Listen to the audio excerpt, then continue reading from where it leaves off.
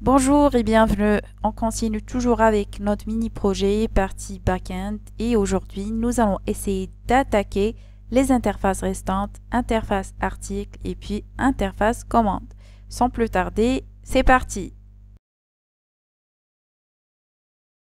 Jusque-là, notre interface article est encore vide, donc il faudrait écrire du code qui permet de sélectionner l'ensemble des informations qui se trouvent sur la table article de la base de données. Pour ce faire, on va se baser sur notre page client.php, essayer de copier tout le contenu, le coller sur notre page article.php et puis modifier les informations nécessaires.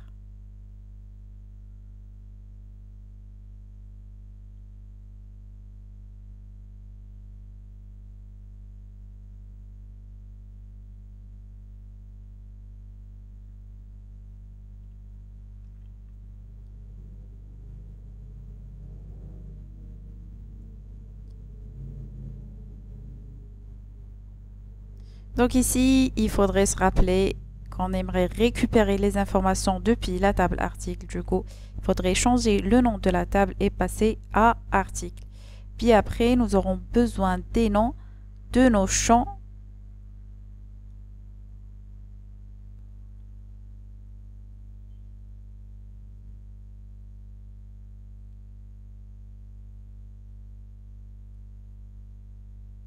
Ici, nous avons trois champs qui sont l'ID, la description, le prix unitaire et bien sûr le champ action qui permet de gérer chaque ligne.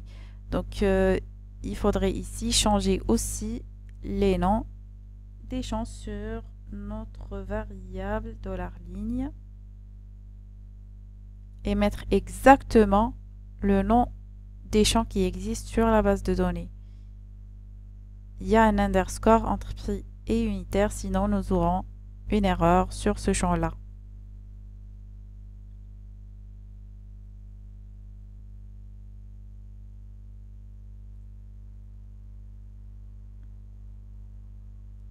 Ici, nous aurons besoin de créer une page modif article et qui aura comme paramètre ID article. N'oublions surtout pas d'initialiser notre compteur $count à la valeur 0, comme nous avons fait pour l'interface client. Alors ici, on doit rectifier le message de suppression et puis le paramètre devrait être ID article à la place de ID client. Vers le haut ici, donc pour l'ajout, on doit orienter l'utilisateur vers un fichier qui s'appellera addarticle.php.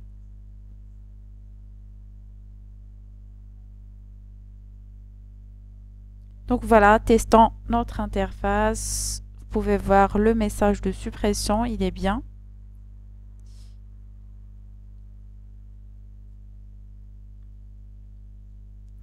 Donc on revient vers notre code et essayons d'écrire le code pour l'ajout d'un article. On va se baser sur notre fichier add client.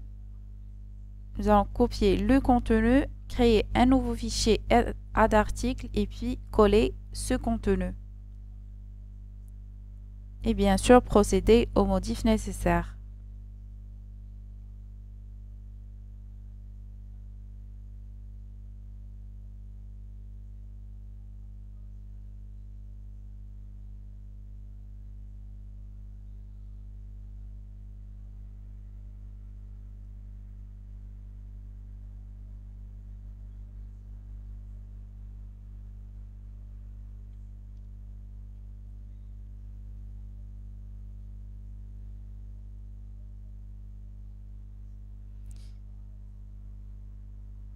Donc ici, notre variable $article serait égal à true pour activer le menu. Ici, on doit mettre le nom des inputs qui seront associés au champ de la table article.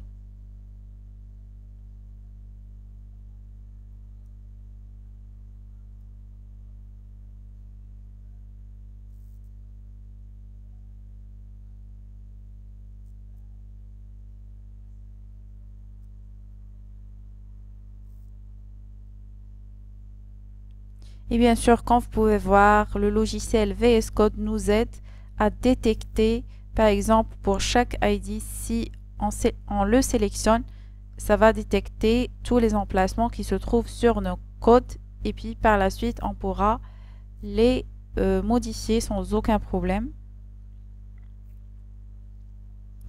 Donc ici, sur la description, nous aurons besoin d'un text area parce que nous aurons à écrire quelques lignes. C'est pas la même chose pour les inputs type texte. Du coup, on va se servir toujours du Bootstrap.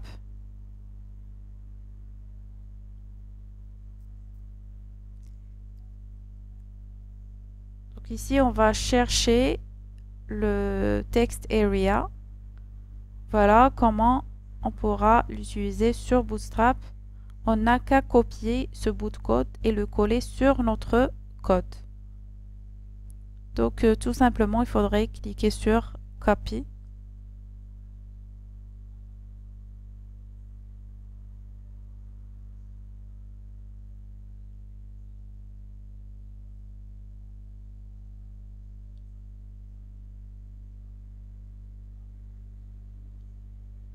On vient ici et on le colle et puis on essaiera de lui donner un name afin de pouvoir l'utiliser et bien sûr l'option required pour qu'il soit obligatoire.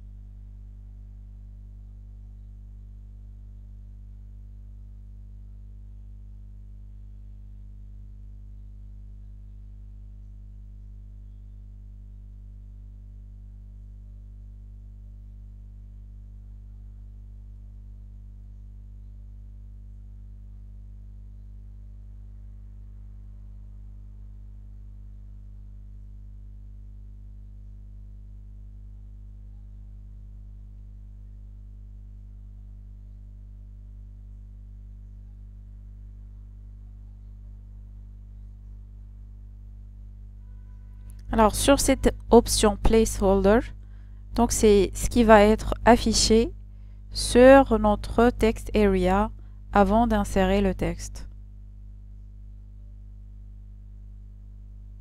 Donc ici on va mettre le prix unitaire et essayer de faire les modifs aussi.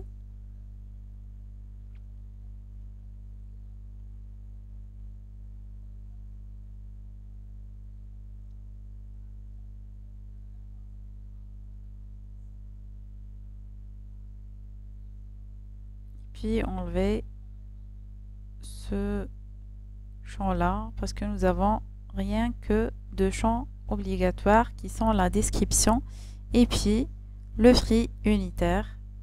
Donc on va essayer de tester notre interface d'ajout d'articles.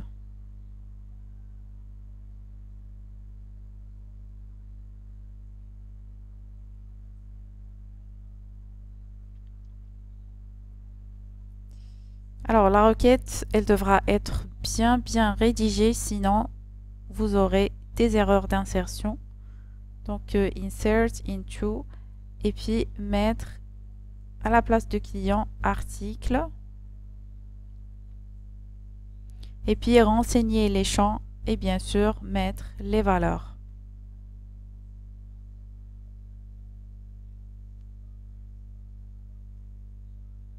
Juste pour nous assurer à chaque fois, on devrait jeter un coup d'œil sur notre table article de la base de données. description IP prix unitaire avec un double underscore entre prix et unitaire pour respecter le nom du champ sur la table.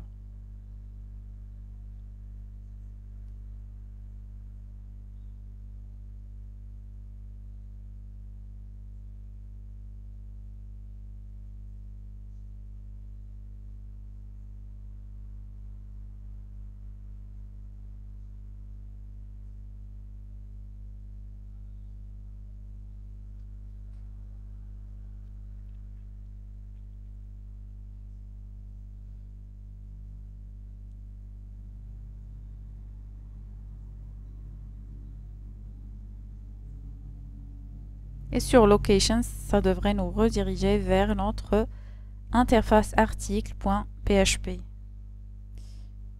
Essayons de tester cela.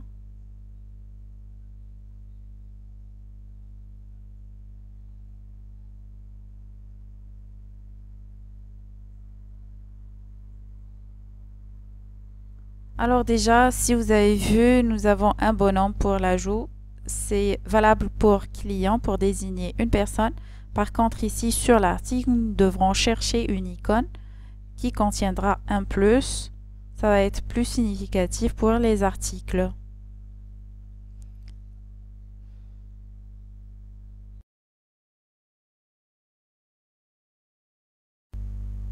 Alors ici, on trouve ce plus. Donc on va essayer de le copier et de le mettre à la place du bonhomme.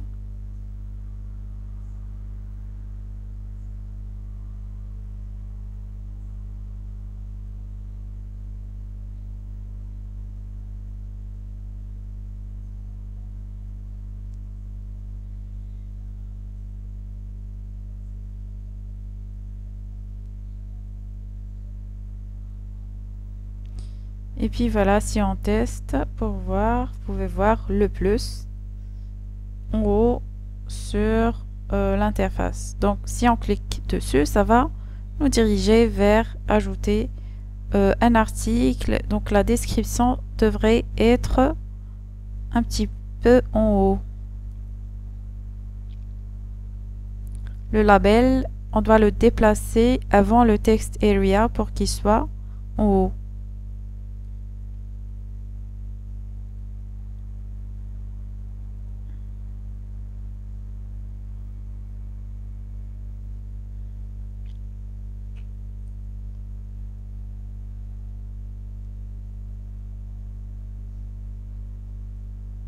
On actualise et voilà. On va mettre ici une description et un prix unitaire et on va essayer d'ajouter notre article. Alors on clique sur ajouter et comme vous pouvez voir, ça se trouve vers la fin de notre table ici, unité centrale.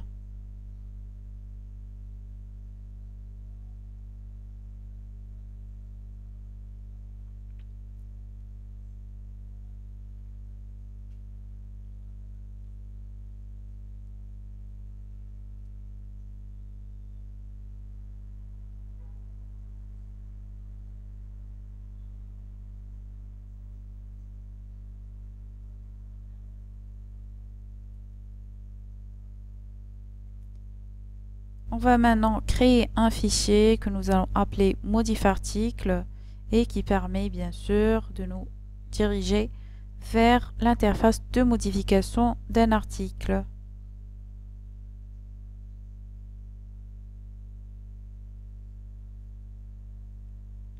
On va copier le contenu de add-article sur modif-article afin de conserver les champs de notre formulaire. Et puis on essaiera de faire les modifs sur la requête.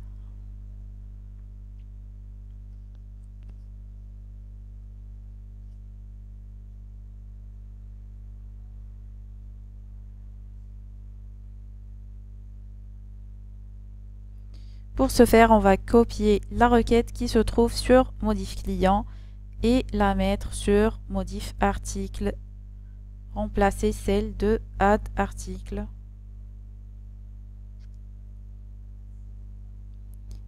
Donc il suffit ici de procéder aux modifs nécessaires. Donc ici, on a préféré de faire un copier-coller afin d'économiser le temps du développement de notre code. Il suffit de copier puisque nous avons déjà vu ça sur la vidéo précédente concernant l'interface client. Donc c'est pareil pour l'interface article, sauf que il faudrait bien faire les modifs nécessaires comme j'ai dit afin d'éviter les erreurs qui peuvent être à cause des noms des champs qui ne sont pas bien spécifiés ou bien qui sont mal ordonnés sur notre requête.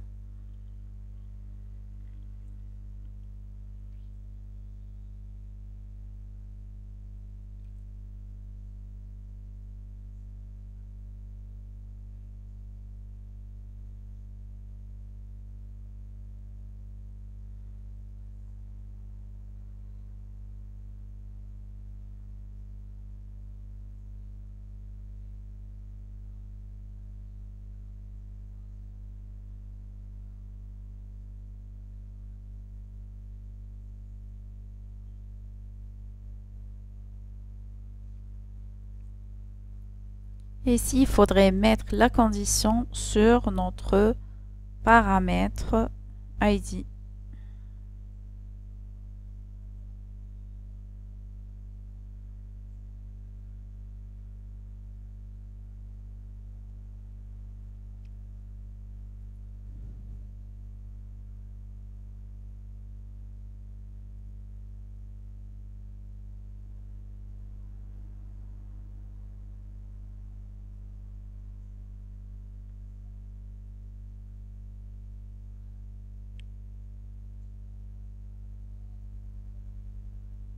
Donc voilà, il faudrait quand même faire attention parce que nous avons ouvert ici une boucle while qui doit être fermée.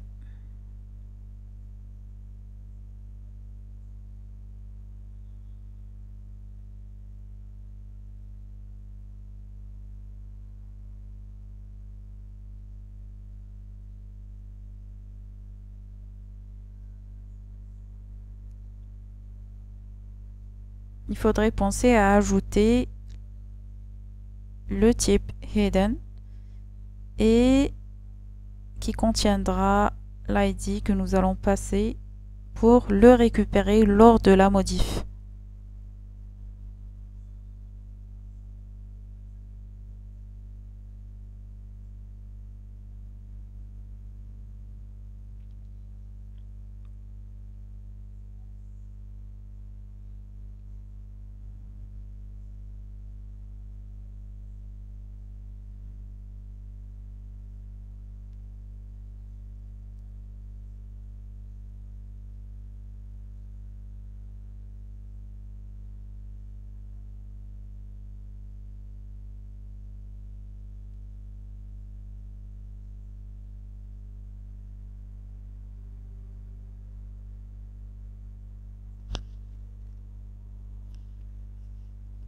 Et les valeurs de chaque input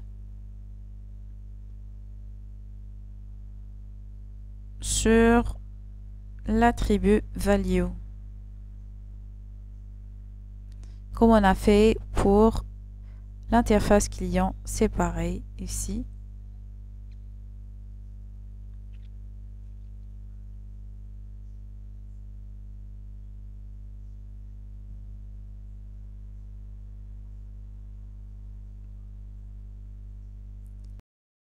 Et bien sûr, la fin de while and while vers la fin de notre fichier modif article. Et puis concernant notre input text area, donc on n'écrit pas l'attribut value comme le cas de input type text. Donc on l'enlève ici et on doit mettre à l'intérieur des deux balises text area notre description.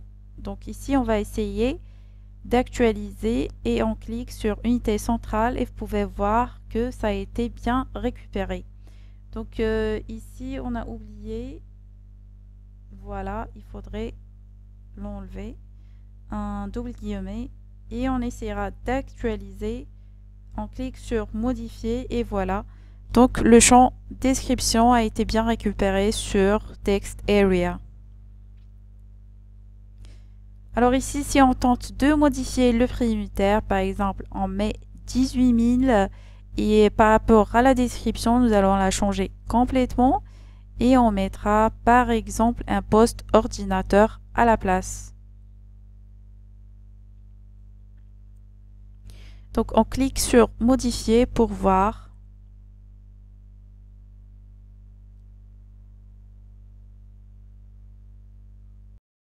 Nous sommes redirigés vers l'interface client ici. Donc on doit faire la modif sur la redirection location. Ça doit être article.php.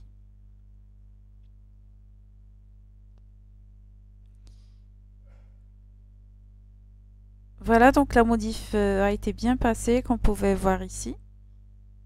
Ça marche. Donc on tente de modifier encore. Et voilà, donc vous pouvez voir la modif marche à 100%. Donc ce qui nous reste ici sur cette interface, c'est la suppression.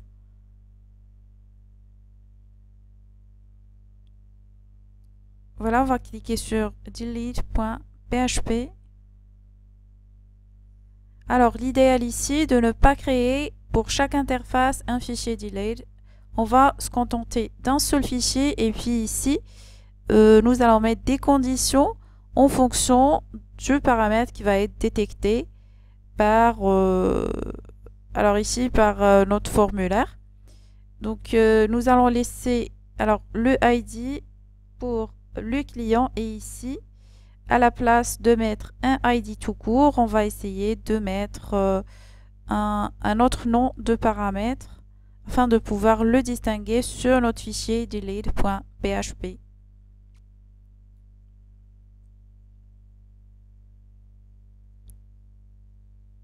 Par exemple, ça va être ID article. Et voilà. Donc, on va essayer de copier ce contenu et puis le coller. Et à la place de mettre un ID qui distingue le client, donc on va mettre un ID article et voilà, ça va faire la différence ici. Donc, automatiquement, il s'agit de l'interface article. Et puis, sur notre query, on va essayer de faire les modifs nécessaires.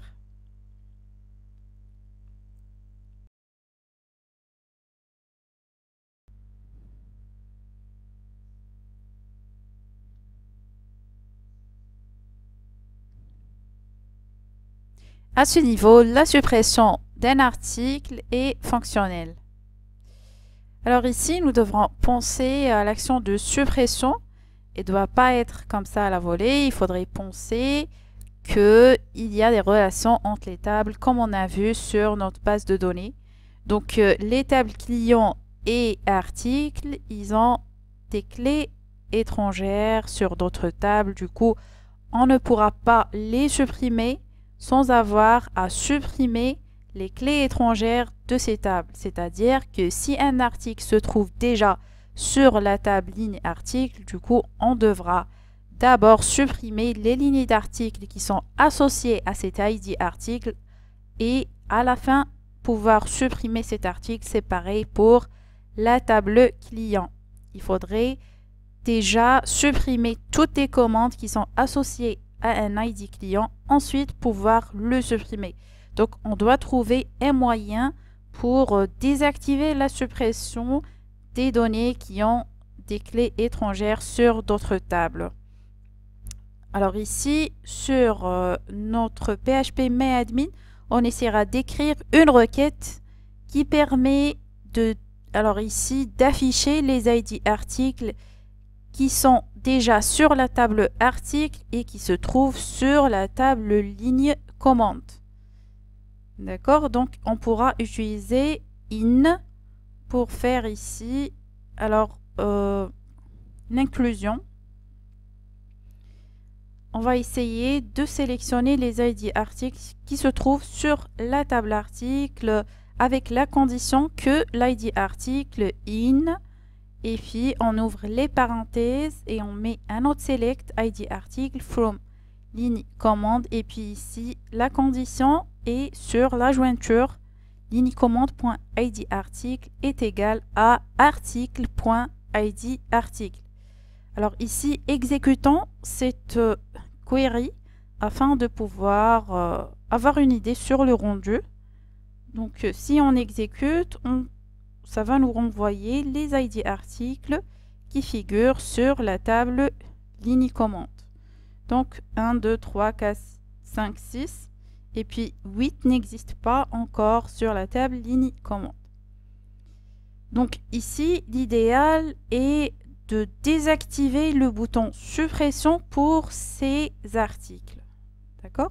Donc ici, on va jouer sur l'attribut disabled qui se trouve sur nos inputs. Si on revient vers notre code ici, donc on va écrire juste comme ça, disabled, pour voir qu'est-ce que nous aurons sur notre table.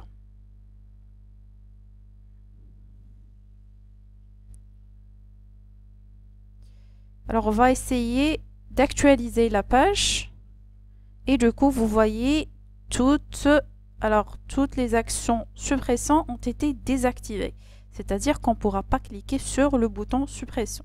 Alors l'idéal ici est de programmer cet attribut ici, disabled, juste pour les ID articles qui figurent sur la table ligne commande.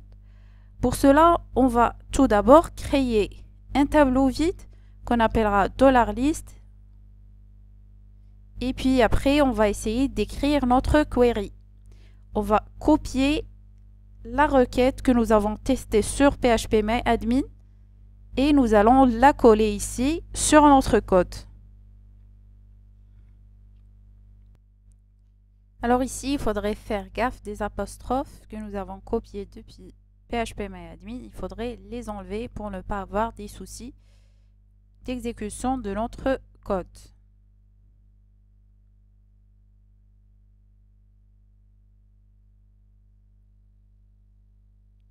Alors c'est parfait jusque là, on va mettre un point virgule et essayer de préparer notre requête.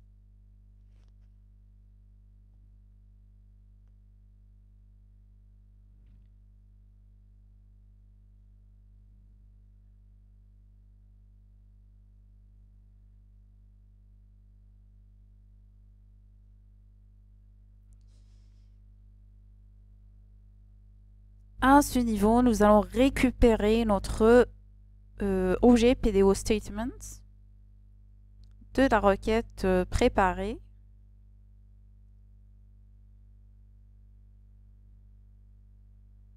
Ensuite, nous allons exécuter notre objet PDO statement.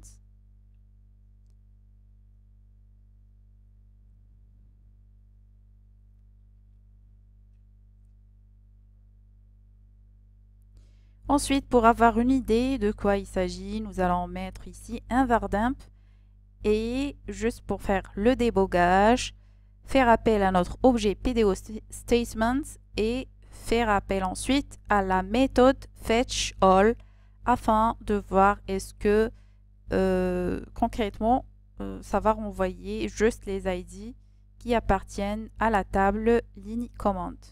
Donc ici, comme vous pouvez voir, alors ici 1, 2, 3, 4, 5, 6 et le 8 n'existe pas puisqu'il n'existe pas sur la table plutôt ligne commande. Donc ici on va mettre la constante fetchAssoc ou bien fetchNum, donc juste pour avoir les numéros. Donc vous voyez un tableau indexé ici de 0 jusqu'à 5.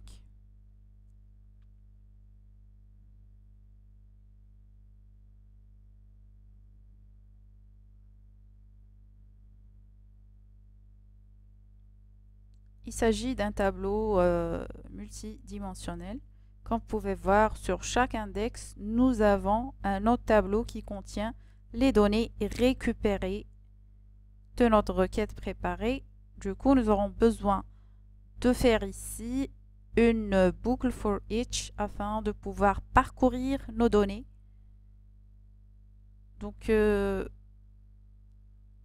voilà, nous allons mettre ici as $table values.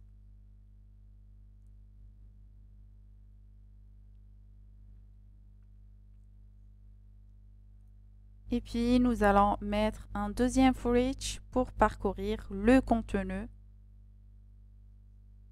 des table values.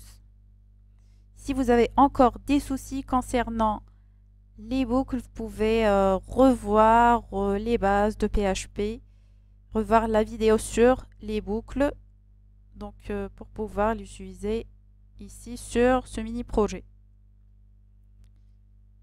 Donc ici, nous allons récupérer les éléments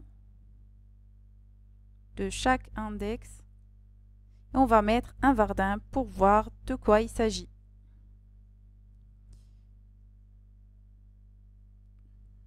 Donc juste pour test, ou bien écho, puisqu'il ne s'agit pas d'un tableau, il s'agit des éléments. Donc ça va renvoyer ici 1, 2, 3, 4, 5, 6.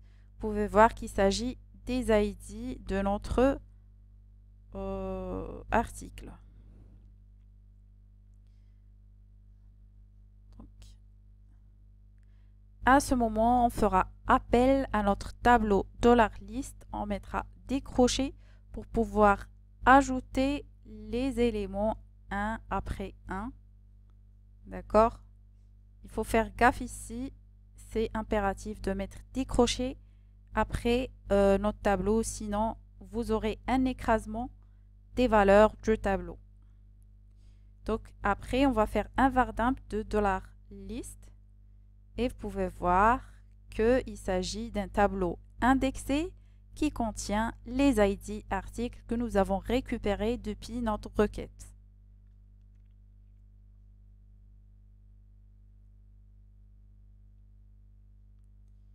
Alors on revient vers l'attribut disabled et on va essayer de programmer cette option-là juste pour les ID qui appartiennent, les ID articles qui appartiennent à la table ligne commande. Donc déjà, nous les avons récupérés sur notre tableau $list. Donc on va se baser sur $list pour pouvoir programmer cette option disabled. Donc il y a plusieurs façons de pouvoir régler cette option de disabled. Donc il y a plusieurs façons de le faire, sinon nous avons choisi celle-là. D'accord? Donc nous allons mettre echo disabled. La condition, ça va se porter sur notre table $list. Alors si vous vous rappelez de la fonction prédéfinie inArray, nous l'avons vu sur les bases de PHP partie tableau qui permet de chercher un élément sur un tableau. Donc nous allons chercher ici $ligne article sur le tableau en deuxième paramètre $list. Si ça existe, ça va mettre disabled comme option, sinon ça laisse activer. Donc voilà, vous pouvez voir que l'ID 8 il est actif puisque cet ID article n'existe pas sur la table ligne commande, sinon les autres nous n'avons pas le droit de les supprimer.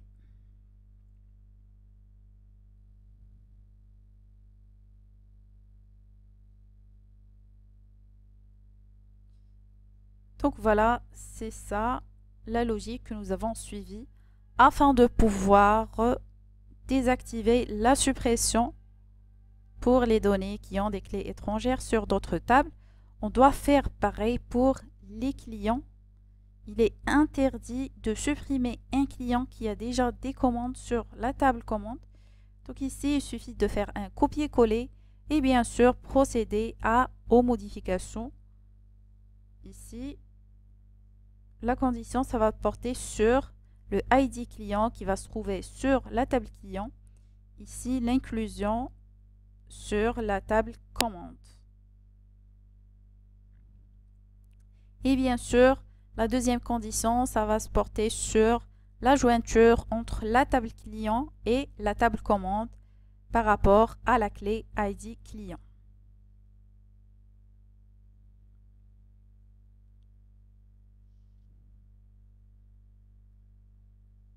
Et voilà, ici, nous devrons programmer Disabled. Comme on a fait pour les articles, ici, la condition doit se porter sur $ligne ID client. On va copier la même chose pour ne pas avoir à retaper le même code et on va le coller sur notre page client.php.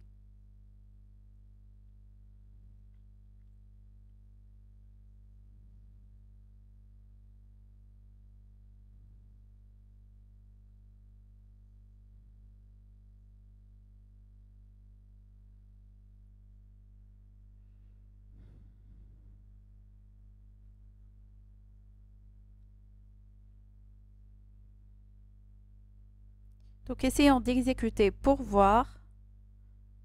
Donc, vous voyez que les deux clients 1 et 2 sont désactivés. On ne pourra pas les supprimer puisqu'ils ont des commandes sur la table commande. Donc, voilà, notre vidéo touche à sa fin. Pour m'encourager davantage à créer du contenu, n'oubliez pas de vous abonner à la chaîne, d'activer la cloche et de partager le contenu avec vos amis. Je vous dis à très bientôt.